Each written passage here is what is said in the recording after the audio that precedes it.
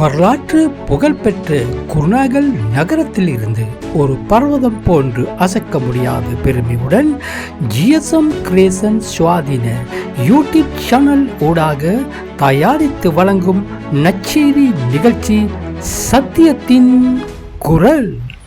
மத்தேயு எழுதின சுவிசேஷம் 23வது அதிகாரம். பின்பு இயேசு ஜனங்களையும் தம்முடைய சீஷர்களையும் நோக்கி, வேதபாரகரும் பரிசேயரும் மோசேயினுடைய ஆசனத்தில் உட்கார்ந்திருக்கிறார்கள். ஆகையால் நீங்கள் கைக்கொள்ளும்படி அவர்கள் உங்களுக்கு சொல்லுகிற யாவையும் கைக்கொண்டு செய்யுங்கள். அவர்கள் செய்கையின்படியோ செய்யாதிருங்கள். ஏனெனில் அவர்கள் சொல்லுகிறார்கள், சொல்லியும் செய்யாதிருக்கிறார்கள். சுமப்பதற்கரிய பாரமான சுமைகளை கட்டி மனுஷர் தோள்களின் மேல் சுமத்துகிறார்கள். தாங்களோ ஒரு விரலினாலும் அவைகளை தொடமாட்டார்கள். தங்கள் கிரியைகள் எல்லாம் மனுஷர் காண வேண்டும் என்று செய்கிறார்கள். தங்கள் காப்பு நாடாக்களை அகலமாக்கி தங்கள் வஸ்திரங்களின் தொங்கல்களை பெரிதாக்கி விருந்துகளில் முதன்மையான இடங்களையும் ஜெப ஆலயங்களில் முதன்மையான ஆசனங்களையும் சந்தை வெளிகளில் வந்தனங்களையும் மனுஷரால் ரபி ரபி என்று அழைக்கப்படுவதையும் விரும்புகிறார்கள். நீங்களோ ரபி என்று அழைக்கப்படாதிருங்கள். கிறிஸ்து ஒருவரே உங்களுக்கு போதகராயிருக்கிறார். நீங்கள் எல்லாரும் சகோதரராயிருக்கிறீர்கள். பூமியிலே ஒருவனையும் உங்கள் பிதா என்று சொல்லாதிருங்கள். பரலோகத்தில் இருக்கிற ஒருவரே உங்களுக்கு பிதாவாயிருக்கிறார். நீங்கள் குருக்கள் என்றும் அழைக்கப்படாதிருங்கள். கிறிஸ்து ஒருவரே உங்களுக்கு குருவாயிருக்கிறார். உங்களில் பெரியவனாயிருக்கிறவன் உங்களுக்கு ஊழியக்காரனாயிருக்க கடவன். தன்னை உயர்த்துகிறவன் தாழ்த்தப்படுவான், தன்னை தாழ்த்துகிறவன் உயர்த்தப்படுவான். மாயக்காரராகிய வேதபாரகரே, பரிசேயரே, உங்களுக்கு ஐயோ! மனுஷர் பிரவேசியாதபடி பரலோக ராஜ்யத்தை பூட்டி போடுகிறீர்கள். நீங்கள் அதில் பிரவேசிக்கிறதும் இல்லை, பிரவேசிக்க போகிறவர்களை பிரவேசிக்க விடுகிறதும் இல்லை. மாயக்காரராகிய வேதபாரகரே, பரிசேயரே, உங்களுக்கு ஐயோ! பார்வைக்காக நீண்ட ஜெபம் பண்ணி விதவைகளின் வீடுகளை பட்சித்து போடுகிறீர்கள். இது நிமித்தம் அதிக ஆக்கினையை அடைவீர்கள். மாயக்காரராகிய வேதபாரகரே, பரிசேயரே, உங்களுக்கு ஐயோ! ஒருவனை உங்கள் மார்க்கத்தான் ஆக்கும்படி சமுத்திரத்தையும் பூமியையும் சுற்றித் திரிகிறீர்கள். அவன் உங்கள் மார்க்கத்தான் ஆன போது அவனை உங்களிலும் இரட்டிப்பாய் நரகத்தின் மகனாக்குகிறீர்கள். குருடரான வழிகாட்டிகளே, உங்களுக்கு ஐயோ!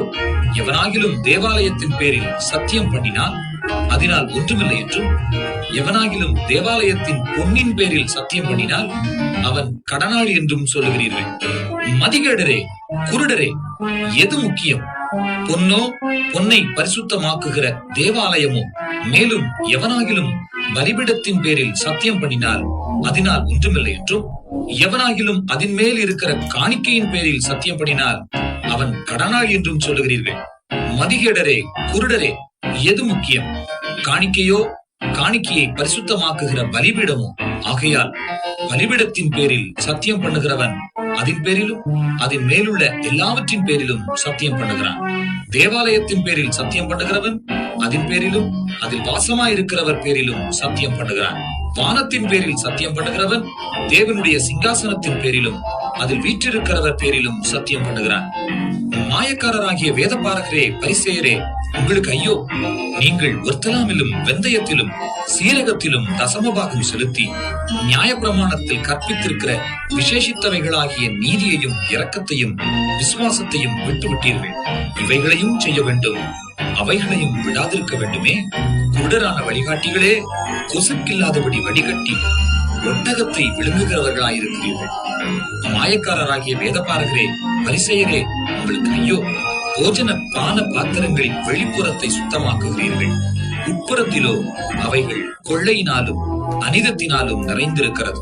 குருடனான பரிசேயனே, போஜன பான பாத்திரங்களின் வெளிப்புறம் சுத்தமாகும்படி அவைகளின் உட்புறத்தை முதலாவது சுத்தமாக்கு.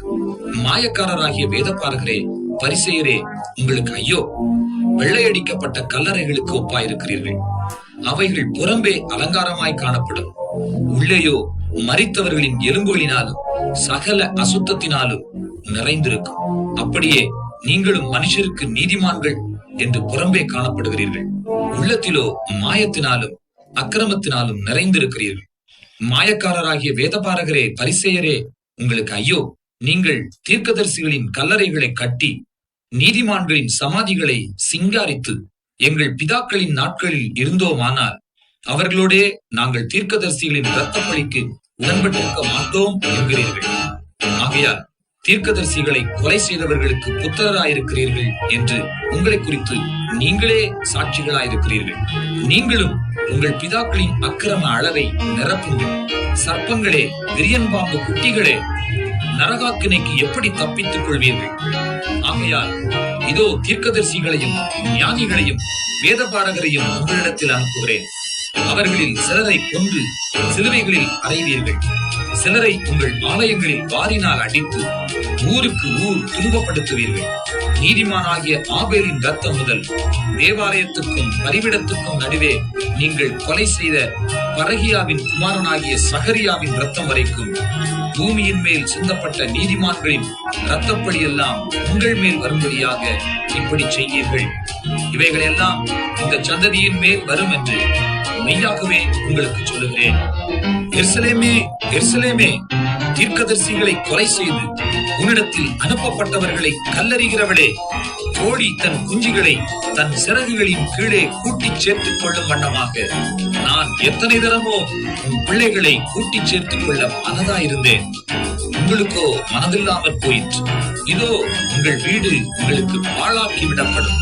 கர்த்தருடைய நாமத்தினாலே வருகிறவர் ஸ்தோத்தரிக்கப்பட்டவர் என்று நீங்கள் சொல்லும் அளவு இது முதல் என்னை காணாதிருப்பீர்கள் என்று உங்களுக்கு சொல்லுகிறேன் என்றார்.